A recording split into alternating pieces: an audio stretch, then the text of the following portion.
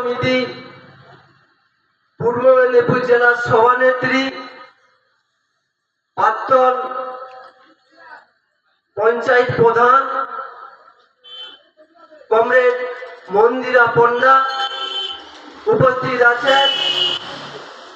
আমাদের সমাজসেবী এই এলাকার বিশিষ্টগণ কমরেড পুলক পড়ুয়া, রবীন্দ্রনাথ ভূঁইয়া এবং এই এলাকার দোকানদার বন্ধুগণ, পথ চলা মানুষকে আমার পক্ষ থেকে এবং আমার পার্টির পক্ষ থেকে শুভেচ্ছা, অভিনন্দন, লাল সালাম জানাই। আপনারা বুঝতে পেরেছেন যে আমাদের এই সভাটা আমাদের কাছে অনেক গুরুত্বপূর্ণ সভা। কারণ মনে হচ্ছে যে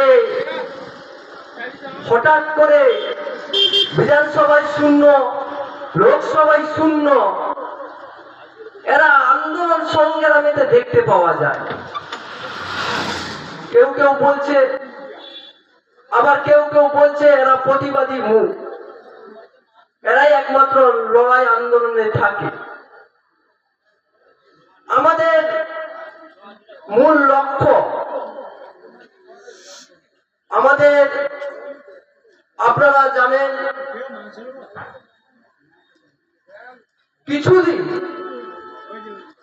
যাদবপুরের যে ঘটনা, সেই ঘটনা আমরা অবাক হয়ে যাচ্ছি। যাদবপুরে যারা প্রতিবাদী, সেই প্রতিবাদীর উপরে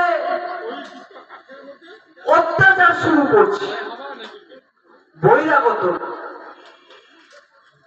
অত্যাচারের প্রতিবাদ যখন করছে।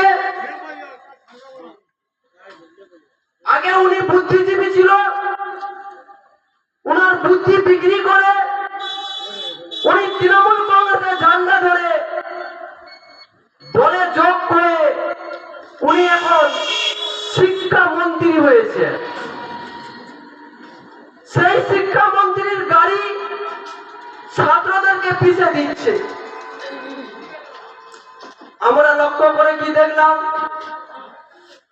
যখন যাদবপুর এলাকার মানুষ, রাজ্য জুড়ে ছাত্র যুব এসে ভাইরা যখন প্রতিবাদে উত্তাল করছে যে শিক্ষামন্ত্রীর পদত্যাগ চাই, শিক্ষামন্ত্রীকে গ্রেফতার করতে হবে,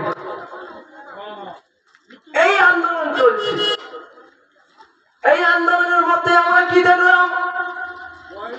আমরা দেখলাম শিক্ষামন্ত্রীর যে বডিগার্ড নিয়ে ঘুরত, তার 3 গুণ বডিগার্ড এই পুলিশ মন্ত্রী বাড়িয়ে দিচ্ছে।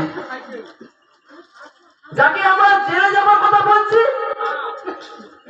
তাকে এই পুলিশ মন্ত্রী মমতা বন্দ্যোপাধ্যায়, রাজ্যের মুখ্যমন্ত্রী, উনার আরো জেড ক্যাটাগরি দিয়ে উনাকে আরো নিরাপত্তা দিচ্ছে। রাজ্যের মানুষ নিরাপত্তা নেই, দেশের মানুষের নিরাপত্তা নেই, শ্রমিক কৃষকের কোনো নিরাপত্তা নেই, মহিলাদের উপর অত্যাচার হচ্ছে, নিরাপত্তা নেই। আমার মন্ত্রীরা কিভাবে নিরাপত্তা পায়? আমার এমএলএরা কিভাবে নিরাপত্তা পায়? আমার ভাইপোরা কিভাবে নিরাপত্তা পায়? আর আমাদের টাকায় ট্যাক্সে তাদের বেতন দিয়ে তাদের নিরাপত্তা বাড়াচ্ছে। প্রতিবাদ হবে না? ছাত্র যুবরা চুপ করে বসে থাকবে? এটা কি জঙ্গল রাজ চলছে? লড়াই থাকবে, আন্দোলন থাকবে। কিন্তু আমরা কি লক্ষ্য করে দেখলাম?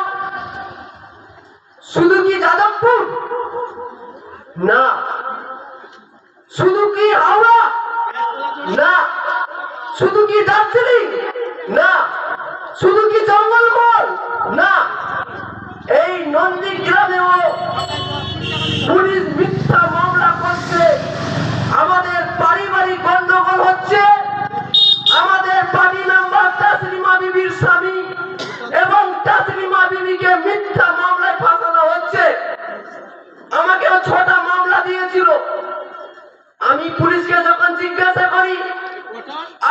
কিভাবে একে আটক করে রেখেছেন?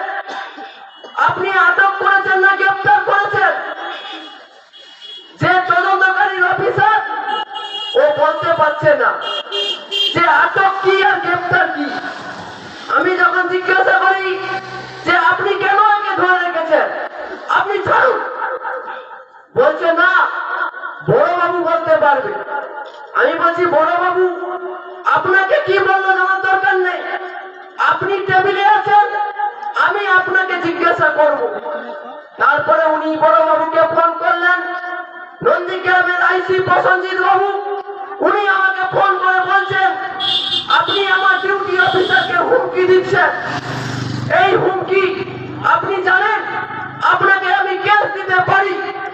আমি বড়বাবুকে বলেছিলাম যে মীনাক্ষী মুখার্জি যদি 34টা কেস খায়, আমি নিজে 6টা কেস খেয়েছি, তাই নন্দীগ্রামের মানুষকে আপনি কেসের হুমকি দিয়ে আন্দোলন এবং প্রতিবাদ বন্ধ করতে পারবেন না।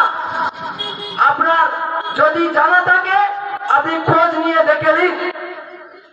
কিন্তু আমরা লক্ষ্য করে কি দেখলাম, এই প্রতিবাদ যারা করছে তাদের উপর আক্রমণ বাড়ছে। আমরা লক্ষ্য করে কি দেখেছি, নতুন করে নাটক তৈরি হচ্ছে। আবার ববি হাকিম একবার নাটক করেছিল যে আমরা